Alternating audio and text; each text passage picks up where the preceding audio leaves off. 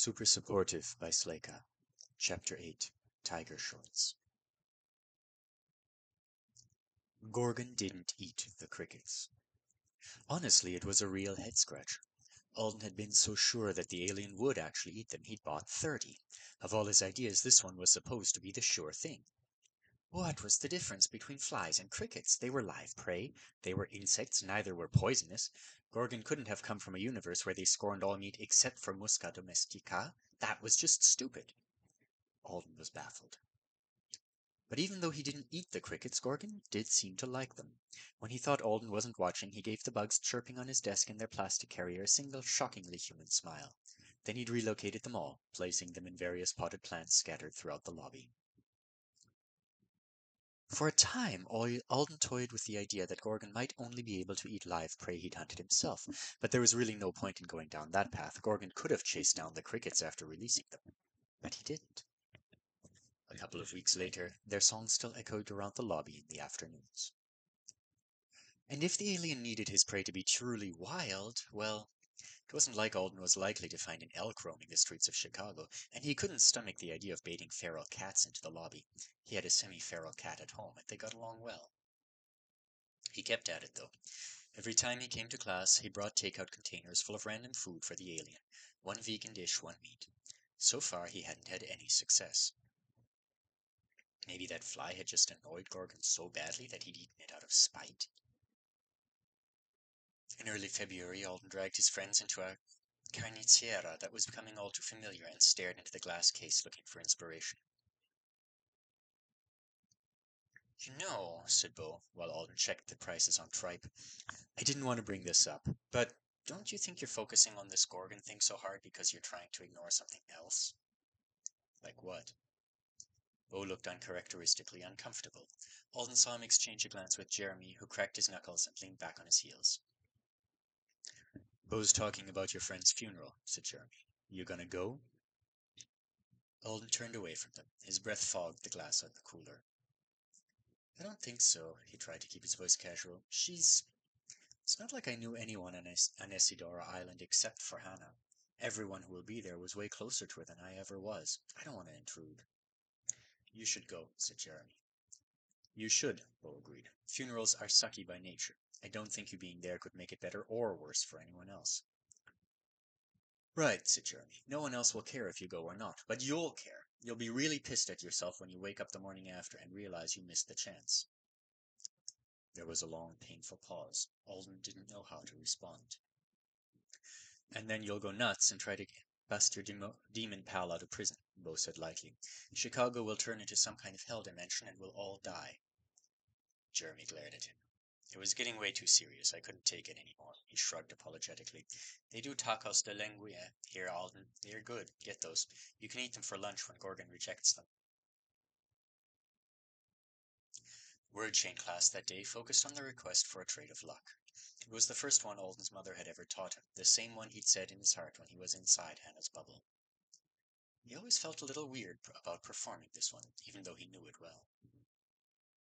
While the teacher gave pointers to Rachel, who still hadn't gotten over her habit of shouting the words in a near religious frenzy, Alden tried to control his breathing. He focused on his inflection. He made the delicate curving hand sign he hadn't been able to make years ago, on the night when he'd really needed it. Maybe that was why it didn't work. Yikes, that was a dangerous thought. Bitter. Childish. He knew from experience that he could spiral down from it into ugly emotions if he let himself. He tried to change gears. Even if I don't go to the funeral, I have to call Hannah's friend back. I can't just leave her off her hanging forever. It's rude. Uch, ya chuk, doors u, fu morit. He finished the chain in a whisper and started again. A waste. If a tiny slice of luck lands on me today, I don't have anything important to do with it. It was 10 days until the funeral.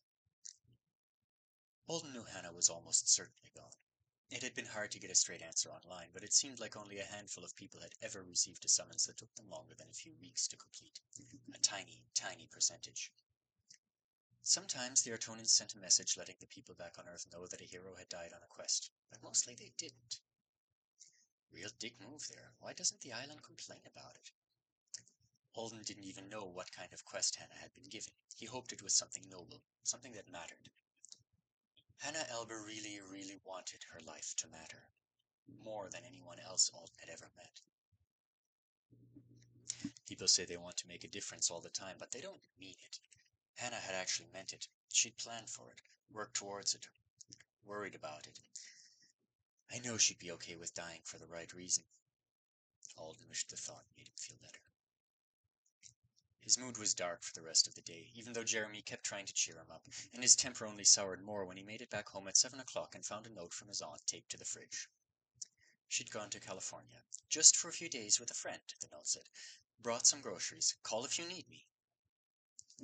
Can't do things like this, Alden muttered, ripping the note off and tossing it into the trash. You know you can't. He tried to calm himself down with logic. What was the worst that could happen? He was almost 16. He had money of his own from his parents' estate and the settlements from their deaths. It wasn't a ton, but it was enough, in combination with the scholarship money that he had set aside for his future education, to guarantee he wouldn't sink if he had to look after himself. In just a couple of months, he'd be old enough that a court should be willing to emaciate him instead of shoving him into foster care because his aunt was a massive flake. But it had been close at least once when he was younger. Aunt Connie had done almost the exact same thing. A neighbor had caught on. He had asked Alden if he'd been left alone for the entire week and hadn't believed him when he'd lied and said his aunt was just working nights. It's fine. It's done. Having the house to myself is kind of like a vacation. He opened the fridge and found a gray plastic grocery bag full of sandwich stuff and mini orange juices. He stared at the supplies for a while. The juice had crushed the bread. She didn't even bother to unload the bag. Alden was unreasonably angry about that.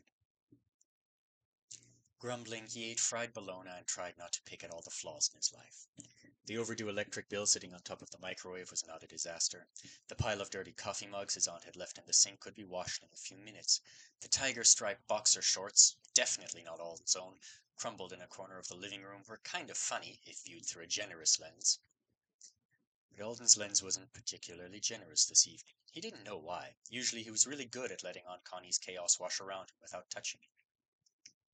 There was a mewing sound at the front door, and feeling relieved to be interrupted from his thoughts, he jumped up to let in the cat. Hey, Victor. You gracing me with your presence tonight, huh? Why'd you go out there in such a cold, nasty day anyway? The orange tomcat was named Victor because he was all scarred up. Alden liked to imagine he'd been the victor of many battles. The cat wove around his ankles, shedding obscene amounts of fur and meowing. Alden bent down to scratch him behind the ears. Let's get you some dinner. He opened the cabinet where he kept the cat food and frowned. It was missing. He definitely had several cans left, purchased from the same stores as the crickets. Had his aunt moved them? He searched cabinets and drawers. He looked inside the fridge again. He dug through the trash just in case his aunt has already fed the cat entirely too much food before she left, and then thrown the cans out. But there was nothing. What the hell? Did she get confused and take them with her? He glanced at the boxes in the corner. Did Tiger Shorts steal my friggin' cat food? He grabbed his phone and texted his aunt. Where's the cat food? She didn't answer right away, so he gave Victor a small piece of bologna. After his shower, he checked his messages again. Aunt Connie, cat food? Still nothing. Alden stood in his room, drying his hair with a towel, trying to be non-judgmental. No way am I going to sleep any time soon. I'm too worked up. Might as well make a bad night worse, right? It was as good a time to make a hard phone call as any. He grabbed his phone and pressed the sigil. He took a deep breath and said, Call Clytum Jal. The system connected straight to the hero's voicemail instead of her directly. That was a relief, at least. Alden wasn't prepared for a long heart-to-heart. Keep it simple. That's safest. Hi, Miss Jal. This is Alden. Sorry I took so long to get back to you. I'd like to go to the funeral, if it's not too much trouble for you to get me there. Thank you for offering. He hung up. There, decision made. Now to do something to distract himself from feeling so many feelings. Alden threw on a t-shirt, pulled a sweatshirt on over it, and grabbed the pillow from his bed. When he stepped out into the living room, the cat was there, sniffing the unwelcome underwear. You want to go grab some tuna and meet somebody? Alden asked. Victor meowed. That's the spirit. How do you feel about demons?